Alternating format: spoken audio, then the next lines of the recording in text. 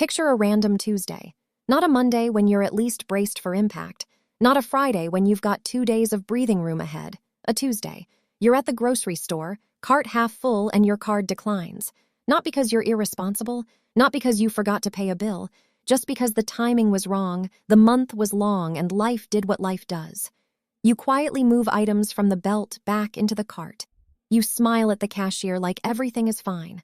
And somewhere deep in your chest, you feel it, that low, constant hum of financial dread that never fully goes away. You're not broke in some dramatic, movie-worthy way. You're just perpetually one random Tuesday from a spiral. And here's what nobody tells you about that feeling. It doesn't go away on its own. You don't earn your way out of it. You don't budget your way out of it either. Not with spreadsheets, not with willpower, not with another app you download and forget. Because the problem isn't that you don't know money needs to be saved. The problem is that the brain living under financial stress is physiologically, neurologically wired against saving for the future. That's not an excuse. That's science. And once you understand it, the whole thing starts to make a different kind of sense. When you're operating in scarcity mode, when money feels tight, unpredictable, and scarce, your brain doesn't think in months. It thinks in days, sometimes hours. Researchers call it present bias, and it's not a personality flaw. It's a survival response. When resources feel limited, the brain prioritizes the immediate threat over the future one. Every time. This is why the advice, just save what's left at the end of the month, fails every single person who needs it most. There is no what's left. The brain already spent it on the present threat, the bad day, the small comfort, the $11 takeout that felt like the one thing you had control over. That's not weakness. That's a nervous system doing exactly what it was designed to do. So before we talk about tactics, I need you to hear this. Building an emergency fund is not a discipline problem. It's an environment design problem. And once you change the environment, the behavior follows almost automatically. That's what this system is built on. The target is $600 in 60 days. That's $10 a day. Not $10 you have sitting around, $10 you're going to find, redirect, and protect. And $600 matters because it's not a life-changing amount of money. It's a car repair. It's a busted phone screen. It's a vet bill. It's the exact size of the things that currently send people into a 3-month financial tailspin, and it's achievable enough that your brain won't automatically dismiss it. The framework is 4 moves: separate, stabilize, squeeze, supplement. Not a budget, a behavior machine. The first move is separate. Open a new savings account at a different bank than your checking account. Not a different account at the same bank. A different bank. This matters more than it sounds. When the emergency fund lives 2 taps away in the same app as your checking account, your brain sees it as available money. Behavioral economists call this mental accounting. We treat money differently based on where it lives and what we've labeled it. When the account is at a different institution, with a slightly annoying transfer delay, that friction becomes a feature. You're not relying on willpower.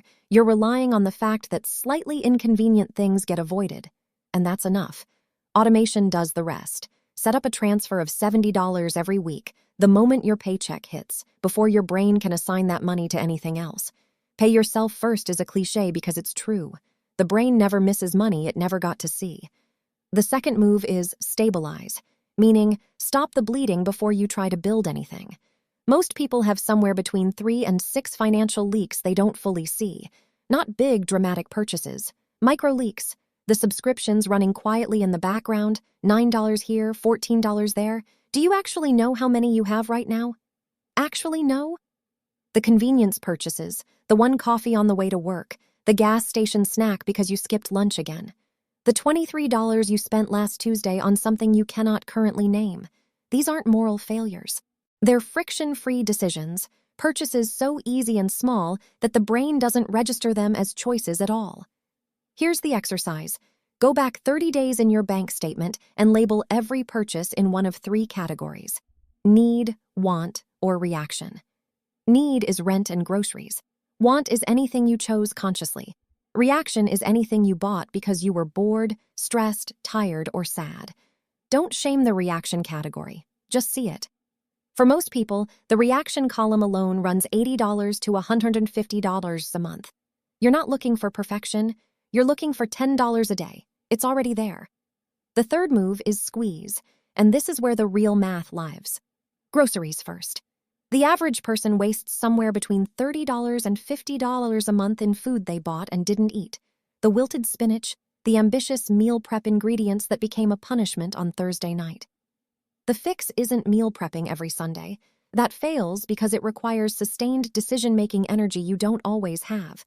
The fix is a rotating 5-meal system, 5 dinners you already know how to cook, a shopping list that barely changes week to week, and 0 decisions about what's for dinner on a bad day. Decision fatigue is real, and takeout isn't a money problem. It's an energy problem. Give yourself the meal that's already decided. Beyond groceries, look for one bill to negotiate. 1. Not all of them. Your phone bill, your internet, your insurance. Call and ask for a loyalty discount or a lower tier. Say the words, "I'm thinking about canceling." In many cases, you will get somewhere between $10 and $30 knocked off immediately. That's not dramatic, but at $20 a month, that's $40 in 60 days, money that was already leaving your account, redirected into the fund before you feel it. The fourth move is supplement, and I want to be honest with you about this one. It requires effort. Not a lifestyle overhaul, not a side hustle you build from scratch. A 60-day sprint. Extra hours if your job allows it. One weekend selling things you don't use. One good sweep of your home can realistically generate $100 to $200 from electronics, clothes, furniture, kitchen stuff that's been sitting in a cabinet for 3 years. One gig, one odd job, one skill-based favor for someone who'd pay for it. This isn't your permanent new life. It's 2 months of slightly harder in exchange for years of slightly calmer. The real math, $70 automatic weekly transfer adds up to $420 over 60 days. Cut $40 in food waste. That's another $40. Negotiate one bill more, $40. Sell 3 things, $120. That's $620. The $600 was already in your life. It was just moving in the wrong direction. And now we get to the hardest part, not saving the money, spending it. Or more precisely, not spending it. Because here's what happens. You build the fund, something difficult happens. Not a broken car, just a hard week. And the money is there and it feels like relief and you take it. And then it's gone and you're back to 0. So I need you to define emergency before the emergency arrives. Write it down. Emergency means the car, the medical bill, the job loss. Emergency does not mean the flight deal, the sale, the friend's birthday dinner you didn't plan for. If you spend from the fund, the replace first rule kicks in immediately. Next paycheck, you replace what you spent before anything else. No negotiations, no "I'll catch up next month." The moment you replace it, the fund becomes real again. But here's what I really want you to understand about this fund. The point isn't the $600. The point is what $600 does to your nervous system. It's the difference between a broken phone being an annoying inconvenience and a broken phone sending you into 3 weeks of stress math. It's the difference between a bad month and a bad year. And it's the difference between being someone who is always reacting to money and being someone who has, for the first time, a small cushion of proof. Proof that you can do this. Proof that the cycle can change. Proof that a random Tuesday doesn't have to mean a spiral. I know someone who started with $14. That's what she had left after rent and bills the month she decided to try this. She opened the new account, set up a $14 transfer, and called it the start. She sold a jacket on a resale app for $35. She canceled one streaming service she'd forgotten about. She did the meal rotation and stopped buying lunch twice a week. At the end of 60 days, she had $580, not $600, $580. And she told me it was the first time in 4 years she'd felt like an adult about money. Not rich, not fixed, just no longer terrified. That's what this is for. Not financial freedom in some abstract 10 years from now sense. Freedom from the specific dread of a random Tuesday. And the path there is smaller than you think. It's $10 a day. It's one account you open today. It's one bill you call about this week. It's the grocery list that makes Thursday night easier. It's 60 days of slightly different, and then the evidence, sitting in an account at a slightly inconvenient bank, that you are someone who can handle what comes next. Open the account today, before this video ends, if you can. Don't wait for the right month or the extra paycheck or the moment when life feels more stable. Life doesn't become stable first. You build the buffer, and then life becomes more stable. That's the whole trick. That's the only trick there is.